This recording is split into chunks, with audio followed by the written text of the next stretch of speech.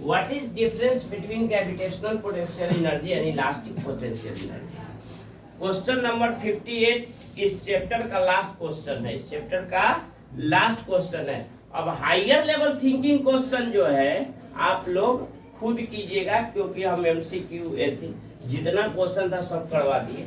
अब इस चैप्टर का लास्ट क्वेश्चन है, लास्ट क्वेश्चन किसका है, लास्ट क्वेश्चन किसका है, वर्क एंड एनर्जी का, नॉट पावर। पावर का अभी हम छुबो नहीं किए हैं, याद रखिएगा। पावर वाला क्वेश्चन अभी छुबो नहीं किया। पावर वाला हम बता रहे हैं कि पावर अभी अच्छा से पढ़ाए भी नहीं है। हम बताए थे ना कि पावर हम अलग से पढ़ाएंगे, इस किताब के अलग से पढ़ाएंगे पावर 11 से रिलेटेड, और जब पढ़ाएंगे और 9th और 11 से रिलेटेड जब दोनों मिक्स करके पढ़ाएंगे ना तो आपको समझ में आएगा। ठीक है, तो यहाँ पर क्या कहता है, यहाँ पर 58 क्वेश्चन आप देख लीजिए, आप लोग समझिए। What is difference between gravitational potential energy and elastic potential energy. Elastic माने प्लास्टिक, रबर जो खींचा जा सके, तो इलास्टिक पोटेंशियल एनर्जी और ग्रेविटेशनल पोटेंशियल एनर्जी में अंतर क्या है, अंतर क्या है। और क्या कहता है, give one example of a body having the gravitational potential energy. एक एग्जांपल, एक उदाहरण ऐसा देना है जिसमें ग्रेविटेशनल पोटेंशियल एनर्जी लग रहा हो, प्रोसेस कर रहा हो, और दूसरा एग्जांपल देना है कि इलास्टिक पोटेंशियल एनर्जी प्रोसेस कर रहा हो। तो अब हम ग्रेविटेशनल पोटेंशियल एनर्जी या इलास्टिक पोटेंशियल एनर्जी का सबसे पहले तो डिफिनेशन लिखेंगे।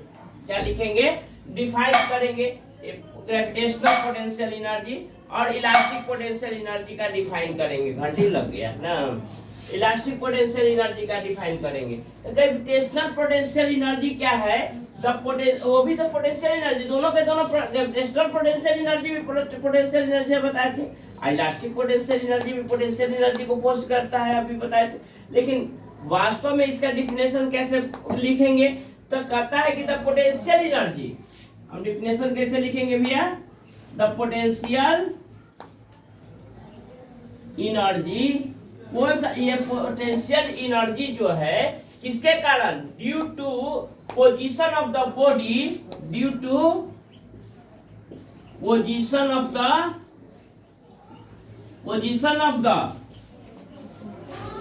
due to position of the body, due to the position above the ground, above the ground, इसको हम लोग क्या कहेंगे, above the ground, यानी वैसा पोटेंशियल एनर्जी जो ग्राउंड के ऊपर, यानी एबव द ग्राउंड, ग्राउंड के ऊपर उसके पोजीशन, यानी के मीटर पर स्थित है, के मीटर उठाना है किताब को, 1 मीटर 2 मीटर, इस पोजीशन को बतला रहा है। Above the position of the body, position of the body above the ground, है ना, ऊपर अगर लगता है वो पोटेंशियल एनर्जी पोस्ट होता है तो उसको हम लोग क्या कहेंगे, ग्रेविटेशनल पोटेंशियल एनर्जी के नाम से जानते हैं।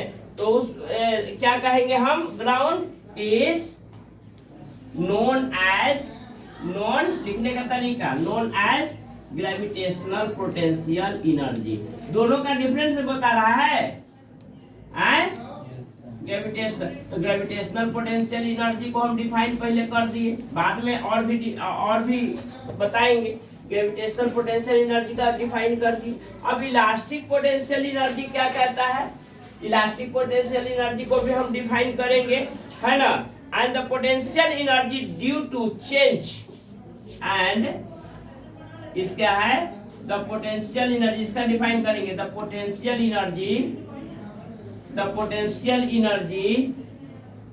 ड्यू टू, किसके कारण, ड्यू टू चेंज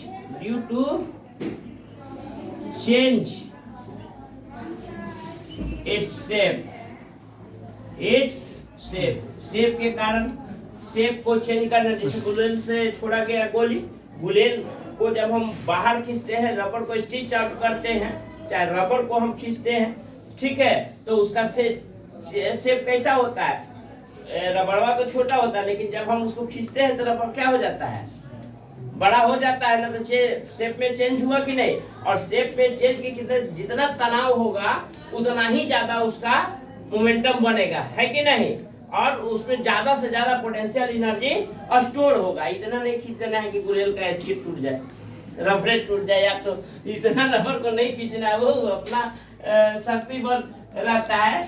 तो the potential energy due to change its shape, है ना, the potential energy due to change the shape of the body is known as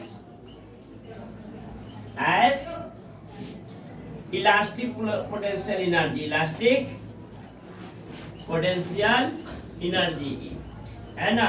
elastic potential energy में यानी इलास्टिक को हम लोग क्या करते हैं, रबर को हम लोग खींचते हैं, खींच के जो एनर्जी स्टोर होता है उसको इलास्टिक पोटेंशियल एनर्जी कहते हैं। दूसरा में है difference, give one example of body having the gravitational potential energy and another having elastic potential energy। एक उदाहरण ऐसा देना है जिसमें यह पता चले कि ग्रेविटेशनल पोटेंशियल एनर्जी क्या होता है और इलास्टिक पोटेंशियल एनर्जी क्या होता है कि नहीं। तो ग्रेविटेशनल पोटेंशियल एनर्जी और इलास्टिक पोटेंशियल एनर्जी एक एक उदाहरण दे सकते हैं ना। अभी हम इसके पहले 58 वाला क्वेश्चन में लिखवाए थे, स्टिच द रबर, है कि नहीं, दे सकते हैं कि नहीं दे सकते हैं।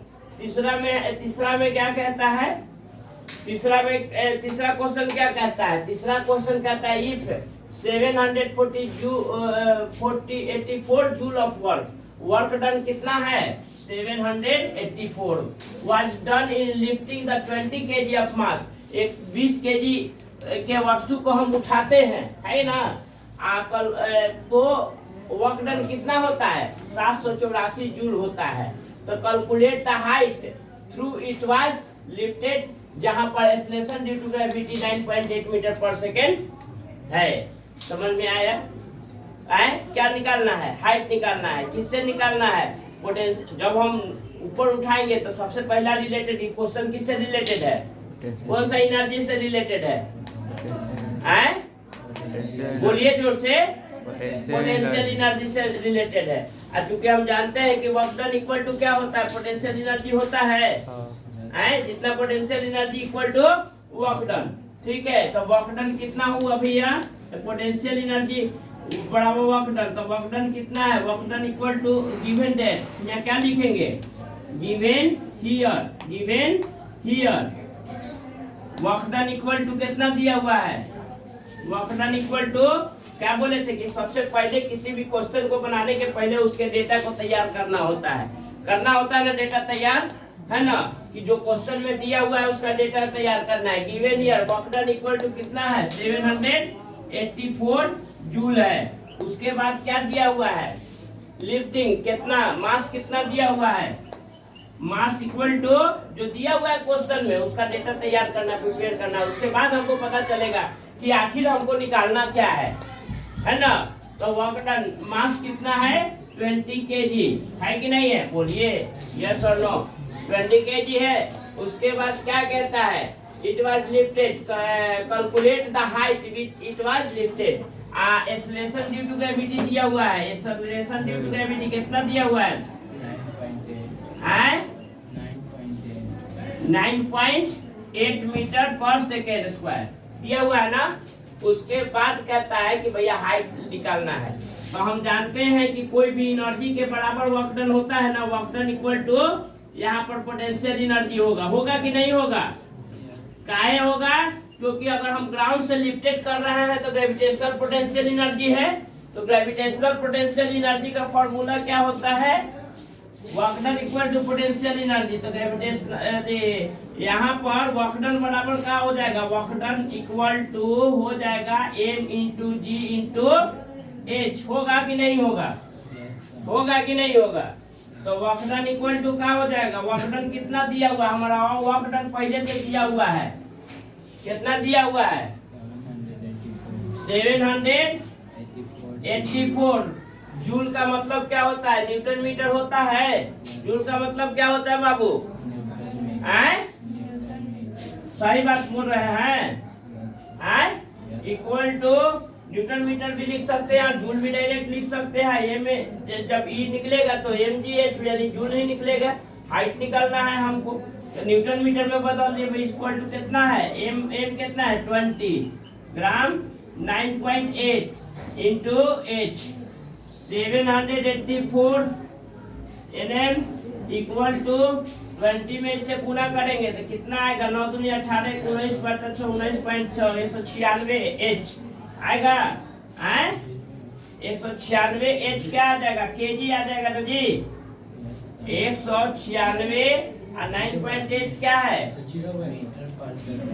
Metre KG metre per second आ गया आया।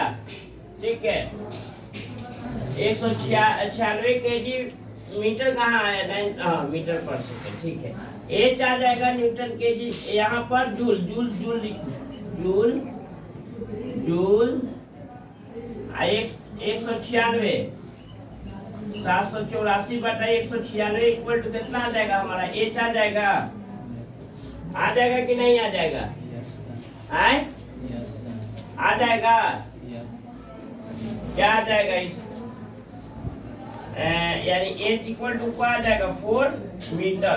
H equal to 4 metre. Height निकल गया हमारा 4 मीटर जूल पर सेकेंड को। फिर पहले न्यूटन को तोड़िएगा, न्यूटन के बाद ऐसे तोड़िए, तोड़ करके काटिएगा तो हमारा केवल क्या बचेगा मीटर बचेगा। क्या बचेगा मीटर बचेगा। ठीक है।